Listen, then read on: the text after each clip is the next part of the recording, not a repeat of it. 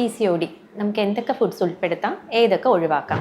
മെയിനായിട്ട് bakery products, junk foods, refined foods, അതായത് മൈദ പോലുള്ള പ്രോഡക്ട്സ്, കാർബോഹൈഡ്രേറ്റ്സ് ഒത്തിരി അടങ്ങിയിട്ടുള്ള ഫുഡ്സ് കഴിവതും ലിമിറ്റ് ചെയ്യാനായിട്ട് ശ്രദ്ധിക്കുക. നമ്മൾ ലഞ്ചിന് റൈസ് ഒക്കെ കഴിക്കുമ്പോഴത്തേക്കും ക്വാണ്ടിറ്റി ഒന്ന് നന്നായിട്ട് അളവ് കുറയ്ക്കാനായിട്ട് ശ്രദ്ധിക്കുക. അതുപോലെ തന്നെ ഷുഗർ കണ്ടൻസ് കഴിവതും ഫുഡിൽ നിന്ന് ഒന്ന് ഒഴിവാക്കാനായിട്ട് ശ്രദ്ധിക്കുക.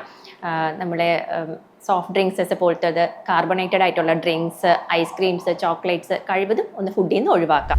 ഇനി നമുക്ക് എന്തൊക്കെ ഫുഡ്സ് ഉൾപ്പെടുത്താൻ കഴിയും? മെയിനായിട്ട് പ്രോട്ടീൻ അടങ്ങിയിട്ടുള്ള ഫുഡ്സും അതുപോലെ ഹെൽത്തി ഫാറ്റ്സ്, ഫൈബർ, നമ്മൾ നാരടങ്ങിയിട്ടുള്ള ഭക്ഷണങ്ങൾ കൂടുതലായിട്ട് PCODക്കാർ ഉൾപ്പെടുത്തേണ്ടതാണ്. കഴിവതും നമുക്ക് ഈസിലി ആയിട്ട് അവൈലബിൾ ആവുന്ന മുട്ട, അതുപോലെ കൊഴുപ്പ് നീക്കിയിട്ടുള്ള പാല്, നട്ട്സ്, സീഡ്സ്, ഓട്സ്, ഫിഷൊക്കെ എടുക്കുമ്പോഴത്തേക്കും മാക്സിമം കറി വെച്ചെടുക്കാനായിട്ട് നോക്കുക.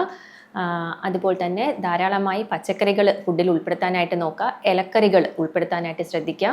ഫ്രൂട്ട്സ് ഫുഡിൽ ഉൾപ്പെടുത്തുക. ഹെൽത്തി ആയിട്ടുള്ള ഒരു ലൈഫ് സ്റ്റൈൽ മോഡിഫിക്കേഷൻ, അതായത് ബാലൻസ്ഡ് ഡയറ്റ്, അഡിക്വേറ്റ് ആയിട്ടുള്ള വാട്ടർ ഇൻടേക്ക്, ഉറക്കം, കൃത്യസമയത്തുള്ള ഉറക്കവും അതുപോലെ തന്നെ എക്സസൈസും ചെയ്യാമെങ്കിൽ തന്നെ നമുക്ക് PCODയെ ഒരു പരിധി വരെ കൺട്രോൾ ചെയ്ത് നിർത്താൻ കഴിയുന്നതാണ്.